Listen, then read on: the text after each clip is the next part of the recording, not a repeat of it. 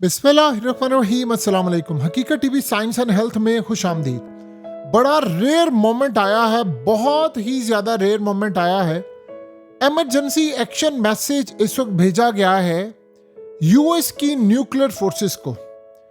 ये बात आप जहन में रखिएगा। आपको हकीकत टीवी थ्रू आउट ये बात बता रहा है कि ये जंग एटमी जंग होने के लिए जा रही है। ये बड़ी खतरनाक सूरत हाल है और अमेरिका की इतनी ठुकाई के बाद, इतना इजराइल की ठुकाई के बाद अगर जंग को पुश किया जा रहा है तो सिर्फ और सिर्फ एक वजह से कि इस जंग में अब एटमी हथियार इस्तेमाल हो। पहले आपको ये ऑडियो सुनवाते हैं, ये जरा आपने गौर से सुननी है। इसके बाद आपको बताते हैं कि असल में ये पैगाम आया क्या है, जिसमें बहुत सारी चीजें डिस्कस हो रही हैं और ये एटमी हमले की तरह मामला अब जाने वाला है। पहले आप जरा ये सुनिएगा। Charlie, Hotel 7, stand by. 6, Charlie, Whiskey, Charlie, Hotel 7, stand by. Message follows. 6, Charlie, Whiskey. आपने सुना। अब आप ये देखें कि ये थोड़ी लंबी ऑडियो थी।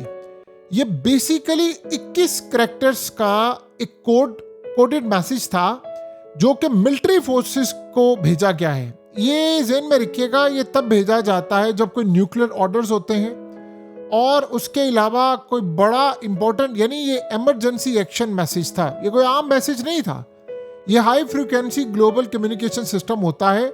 ये एक ग्लोबल रेडियो नेटवर्क इस्तेमाल करता है अमेरिका, यानी अमेरिका की मिलिट्री इस्तेमाल करती है ताकि न्यूक्लियर कैपेबल बॉम्बर्स को, सबमरीन को, मिसाइल यूनिट को पैगाम दिया जाए।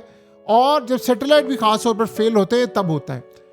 अब आप ये ज़हन में रखें कि ये जो इस वक्त मैसेज आया है ये इतना सिक्योर होता है कि इसको लीक अमेरिका ने खुद करवाया है या इसको लीक चाइना ने किया है, अभी तक ये कंफर्म नहीं हो पाया। लेकिन ये बात रूस ने कही है। रूस ने ओपनली उनके मीडिया से हर जगह आ गया है कि ये रेडियो का, यानी ये बड़ा एक क्लियर मैसेज है। रेडियो मॉनिटर जो ट्रैक होता है, उन्होंने इसको पकड़ा है और ये कहा है कि अर्जेंट ऑर्डर्स दिए गए न्यूक्लियर कैपर बॉम्बर्स को, सबमरीन को, मिसाइल क्रू को।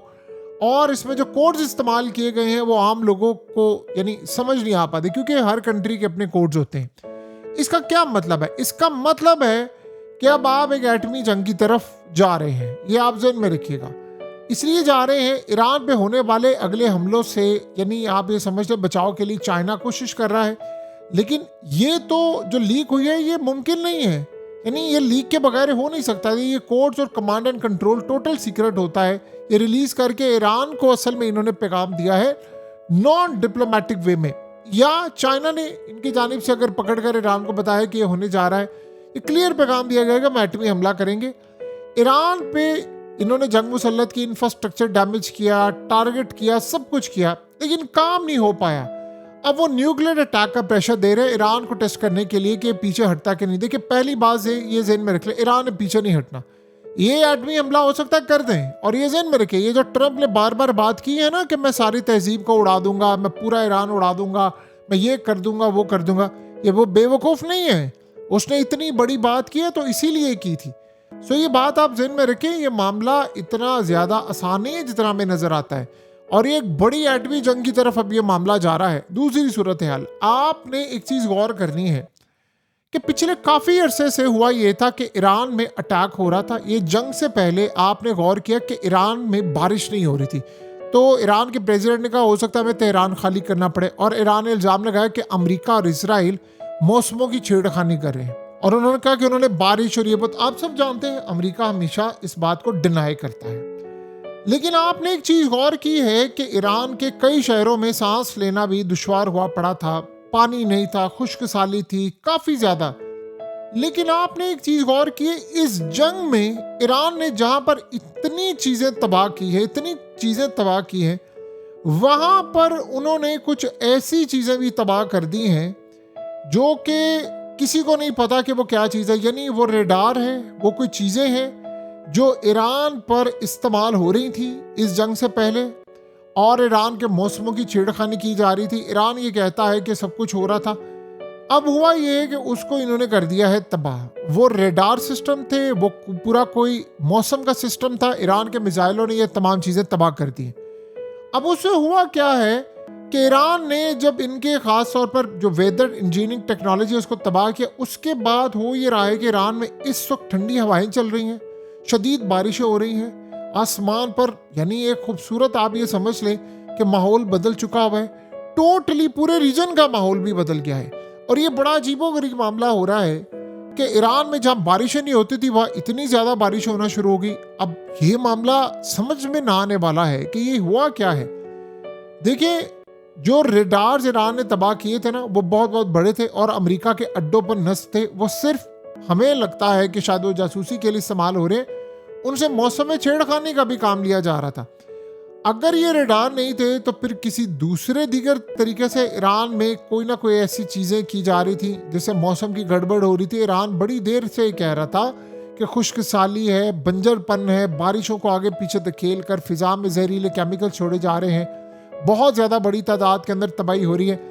लेकिन इस पूरे खेल के अंदर ईरान ने वो सारी की सारी टेक्नोलॉजीज अमेरिका की ऐसी तैसी कर दी उसकी, और तबाही की तरफ ये मामला चला गया।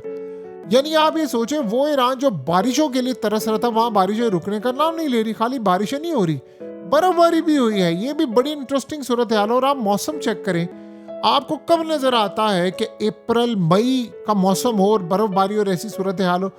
फिजा भी अचानक हल्की फुल्की सी हो गई है वहाँ। बहुत अरसे के बाद लोग कह रहे हैं कि हम यहाँ पर हालात को बेहतर देख रहे हैं। इसका मतलब है कि कुछ ऐसी सूरत हाल हुई है जो आज से पहले नहीं हुई। आपको पता है ये क्यों ईरान ये जंग को तवील करना चाहता है? अभी बहुत सारे जो टारगेट्स हैं वो ईरान हिट करना चाहता है। ईरान ने क्यों इस दफ़ा चुना कि हमने गल्फ कंट्रीज़ को अटैक करना है, क्यों अमेरिका के अड्डों को अटैक करना है? देखिए, अमेरिका के अड्डों में बहुत सारी चीज़ें ऐसी नस्ब थी जो बड़ी ख़तरनाक थी।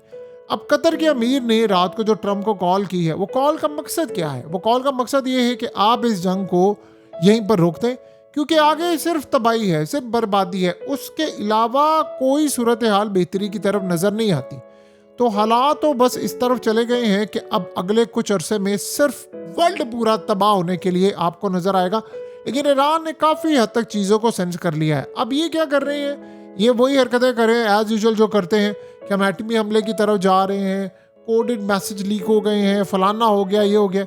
ये इतना आसान आपको जो चीज़ें नज़र आ रही है ना, देखिए, अमेरिका की पूरी एम्पायर को शिकस्त हुई है। यहाँ से अमेरिका निकलता, पेट्रो डॉलर गया उसका, इत्तेहादी साथ छोड़ गए हैं उसका। अमेरिका की इकोनॉमी क्रैश होने की तरफ जा रही है। अमेरिका के अंदर अपनी बगावत का खदशा है, फौज में बगावत है, नेवी में बगावत है, एयरफोर्स में बगावत है। आप नाम लेते जाए ना कि कहाँ कहाँ ये फॉल्ट्स है और कहाँ फॉल्ट लाइन्स इस वक्त उनको नज़र आ रही है। तो अमेरिका अपसेट है, काफ़ी ज़्यादा परेशान है और उसको ये बात समझ नहीं आ रही कि मैं इसको कूप कैसे करूँ, इसको मैनेज कैसे करूँ। लेकिन इसके बावजूद अब इसराइल उसको धकेल रहा है कि नहीं, तुमने जंग करनी है। अब एक इंसान थोड़ा सा सोचता है कि यार मेरी नेवी फेल हो गई है, हम ईरान से नए हॉर्मस नहीं खुलवा पाए, सारा वर्ल्ड हमारे खिलाफ है, तबाही है, घुटने टेके हुए अमेरिका ने। मुज़ाकरात के लिए आते हैं, ईरान के फॉरेन मिनिस्टर मिलने से इनकार कर देते हैं। तो व्हाट नेक्स्ट, क्या होगा अब ये? जब आप इस सारी सूरत हाल को देखते हैं तो आपको एक बात बड़ी क्लियर नजर आती है कि कुछ गड़बड़ है जो कि आपको धकेला जा रहा है। अब ये बात आप ज़हन में रखिएगा, इसराइल ने सारे हरबे इस्तेमाल कर लिए ईरान पर शिकस्त के लिए देने के लिए, सारे नाकाम हो गए। मिसाइल नाकाम, जेट्स अब वो गिरा रहे हैं, और उसके अलावा रिजीम चेंज वो नाकाम हो गया है। इकोनॉमिक सेंक्शन लगानी थी, आप सोचो यूरोप ने कह दिया हम पाबंदियां हटाने के लिए जा रहे हैं, तो बाकी सूरत हाल क्या है? ऊपर से ईरान को स्टेट ऑफ हॉर्मस की सूरत में बिलियंस ऑफ डॉलर्स की उसकी लॉटरी निकल आई है। व्हाट नेक्स्ट, आपने क्या करना है? ये वो असल पॉइंट है जो समझने वाला है, जो अमेरिका के लिए वाकई बड़ा परेशान कर देने वाला है कि हम इस पूरे खेल में अब करेंगे क्या। ये जंग तो है ईरान के लिए, वो समझते हैं कि हमारे लिए नेमत बनी हुई है। तो ईरान समझता है कि हमने वो सारी चीज़ें तबाह कर दी और उसने अभी बहुत सारी चीज़ें तबाह करनी है। इसलिए वो बार बार कह रहे हैं ना कि हमने ऐसे मिसाइल रखे हुए जो अनटच है, आज तक उनको हाथ भी नहीं लगाया, वो चला देंगे, और वो गल्फ कंट्री से लेकर हर जगह वो चलाने को तैयार है। ये एक लड़ाई नहीं हो रही, हमें लग रहा है, आपको लग रहा है कि लड़ाई होने जा रही है। ये बड़ी तबाहकुन सूरत हाल है जिसका कोई तसव्वुर भी नहीं कर सकता। बहरहाल अब अमेरिका के पास देखिए, अमेरिका के पास वैसे टाइम बहुत कम है, उसको फैसला लेना है। ईरान को जल्दी नहीं है। ईरान की देखिए जहाँ तक पेमेंट का मामला है तो ईरान का पैसा शुरू हो चुका हुआ है, उनको आ रहा है, उनके बैंक अकाउंट्स में जा रहा है। प्रॉब्लम तो असल में अमेरिका को है, उनकी रेपुटेशन गिरती जा रही है, सुपर पावर का स्टेटस जा रहा है, चाइना स्ट्रांग हो रहा है, रशिया स्ट्रांग हो रहा है और यूरोप वीक हो रहा है, और ऊपर से अमेरिका के साथ ताइवान से लेकर तमाम चीजें सब साथ छोड़ते जा रहे हैं कि भाई ये वो मुल्क ही नहीं है। अमेरिका अपनी हिफाजत नहीं कर सकता, ये बात आप ज़हन में रखिए, उसने बाकियों की क्या हिफाजत करनी है। हकीकत टीवी साइंस एंड हेल्थ की इस वीडियो के नीचे कमेंट ज़रूर कीजिए, अपनी राय का इजहार ज़रूर करें और इस वीडियो को हर जगह शेयर करते हुए चैनल को सब्सक्राइब ज़रूर करें।